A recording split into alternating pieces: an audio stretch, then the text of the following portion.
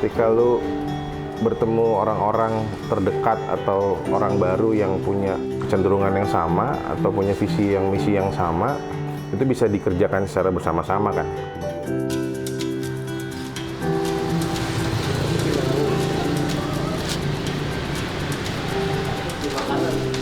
Sekarang lagi latihan aja nih. Latihan. Secara nggak mati. Main Cip, kita jelasin dari mana nih panggilan? Dari sini dulu aja nih. Mungkin gini kali ya, gua ceritain ruangan pertama dulu. Apa kabar? Semoga sehat-sehat selalu ya. Hari ini gue mau ngajak tur buat seri pameran galeri virtual yang ketiga. Pameran yang diinisiasi Serupan Handling, Atlet Ruang Rupa, Good School, dan didukung oleh Kemenparekraf. Nah ini di depan kita udah ada catatan kuratorialnya nih, judul pamerannya besar kecil sama aja, asal nggak sendiri. Pameran Seni dan Arsitektur Rumah Susun. Mulai timbul ide ketika banyak teman-teman yang membuat kegiatan galeri virtual. Akhirnya kita pingin juga bikin galeri virtual, cuman ada modifikasi sedikit. Cuman karena Good School sendiri punya ruangnya, kita ada galeri di sini, kemudian ada pekerjanya, ada pekerja seninya, ada teman-teman senimannya. Jadi kita berpikir kenapa kita tidak melaksanakan galeri virtualnya di Good School dengan ruangan yang ada di Good School. Lo mau sama Gayung kan? Gayung ada apa di sana? Coba lu gimana? Lu akan ngapain? Nih Ras, nih Ngapa segini? Lu langsung ke depan. Ini masih ada tuh rasanya. Iya. Nah, berarti lu kasih lihat. Nah, ini masih ada Cip. Kasih lihat ke situ tuh. Ini sebenarnya kayak ngejemur ini sih, ngejemur memori gitu. Kayak gue coba milih-milih dari jemuran memori ini, milih-milih dari arsip-arsip pribadi keluarga karena kebetulan bokap gue suka banget ngedokumentasiin setiap momen lah gitu. Rumah Susun ini kan memang untuk kayak masyarakat menengah bawah gitu kan. Terus memang di support sama BTN. Jadi ada slogan yang ini jadi jadi judul pameran ini nih, besar kecil sama saja asal rumah sendiri, cuma kita twist jadi asal nggak sendiri. Sebenarnya kayak ngomongin loneliness orang sekarang itu kan kayak walaupun bermukimnya di area yang horizontal housing gitu, tapi mereka nggak banyak yang nggak kenal satu sama lain gitu. Nah ini sebenarnya mau ngelihat gimana sih sebenarnya kayak sosialisasi di rumah susun itu kayak gimana gitu. Ya udah memang sebenarnya vertical housing tapi vibe-nya tetap sama kayak orang tinggal di bawah gitu. Jadi tetap kayak ya butuh tetangga sih untuk bersosialisasi gitu.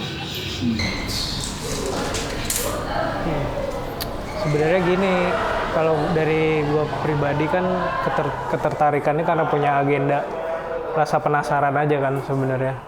Kenapa sih kita tinggal di Jakarta tuh melihat rumah susun kayak asing gitu, sebagai hunian. Apa yang gua baca ternyata memang tipologi rumah susun di Jakarta itu kan beda ya sama misalnya negara-negara yang di Asia Tenggara gitu. Kultur perumahan rakyat kita tuh dibangunnya di kampung. Nah ini ngomongin soal tongkrongan nih. Jadi, kalau di karya ini gue mencoba ini sih ngajak temen gue namanya Sate. Dia tuh kayak temen dari kecil lah, dari awal pindah ke Rusun. Terus juga ngasih lihat ini sih, kayak ini ada pembagian 2 blok nih.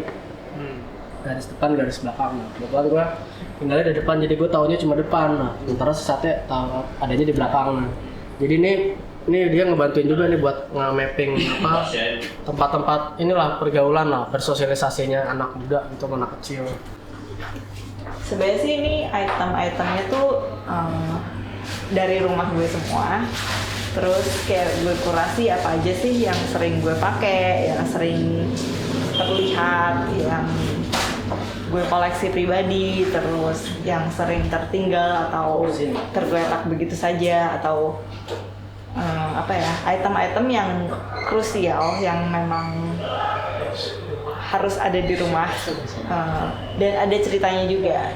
Sebenarnya bukan koleksi kunci, tapi di rusun gue ada budaya titip-titipan kunci. Jadi ngerti kan, kayak bisa, aduh kunci gue ketinggalan gitu. Ya gue bisa minjem kunci rumah gue, sarapnya di siapa. Kayak semalam banget tuh baru kejadian.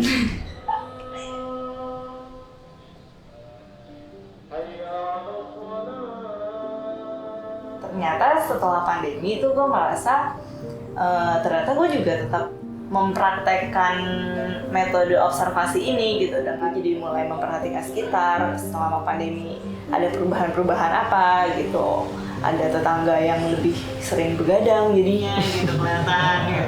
Sebenarnya ini yang menarik itu adalah gue merasa rasanya ya kayak gue hidup di dalam satu lukisan juga gitu loh, ngeliatin jendela orang, oh dia lagi kalau kebetulan buka ya kelihatan, dan sedangkan kan gue juga selalu membuka jendela gue, ya mungkin orang juga melihat gitu. Jadi adalah kayak semacam saling mengamati dan saling being open aja gitu untuk bisa mengamati satu sama lain. Ya siapa tahu dia juga belajar sesuatu kan, kita nggak tahu. Iya, pasti dia mau. Yaudah yuk kita langsung ke atas terus deh. Praktek ini kan masih konvensional, dalam artian kita menggunakan medium internet masih sama logikanya sama menggunakan medium aktual. Jadi itu sebenarnya cuma extend yang di sini ke sana. Tapi kan bisa lebih liar lagi ketika kita udah ngomongin medium internet.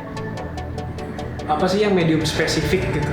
Apa sih yang itu hanya bisa dilakukan ketika hanya ada di internet gitu. Mungkin pertanyaan ini nggak bisa terjawab sekarang. Tapi mungkin lebih jadi akan ada kategorisasi karya macam apa yang bisa pure divirtualkan dan apa yang tetap harus dipertahankan sebagai fisik. Kalau sekarang kan memang lagi masa transisi, jadi sementara ini semua coba divirtualkan, tapi kedepannya pasti harusnya dan idealnya harus ada klasifikasi sih, kayak oh ini bisa nih pengalamannya secara virtual gitu, ini pengalamannya harus offline. Misalnya performance art mungkin lo bisa nonton secara online gitu, tapi kan sebenarnya secara esensial kalau performance artnya sifatnya partisipatori kan lo nggak mungkin nonton secara online, itu secara fisik gak bisa digantiin gitu misalnya. Tapi mungkin itu bisa ini sih ngasih ruang juga tuh buat seniman buat eksplor, kayak butuh gitu komunikasi ya. Maksudnya kita kan sekarang punya banyak platform untuk ya video call atau apapun itu gitu, mending dilakuin aja sih. Maksudnya terbatas sama jarak, dan mungkin produktivitasnya bisa jadi berubah, kayak bisa menggantikan interaksi sosial yang emang terbatasi gitu kan, yang emang itu sebenarnya jadi kebutuhan maksudnya kayak generasi kita juga gitu. Dan dari situ kan sebenarnya bisa membuka lagi peluang baru, kayak mungkin kayak teman-teman yang pekerjaannya banyak yang ke cancel atau ke hold, mungkin dari situ bisa bikin sesuatu yang lebih bermanfaat lagi sih. Ya, paling. Iya sih. Sebenarnya segini berarti Mungkin kalau si Rasin lagi ngomong bisa dideketin gitu sebab gitu. Iya diginiin bisa nih gitu. Ntar gimana? Sederhananya dengan adanya kolektif nggak capek mikirin gimana cara membangun konstruksi. Iya sih sebenarnya kalau bisa jadi ini sih, ada orang buat bertukar pikiran gitu, pasti itu. Semua nggak perlu dikerjain sendirian aja gitu. Dan bisa mengerjakan hal yang lebih besar sih kalau misalnya bareng-bareng. Capeknya nggak sendiri.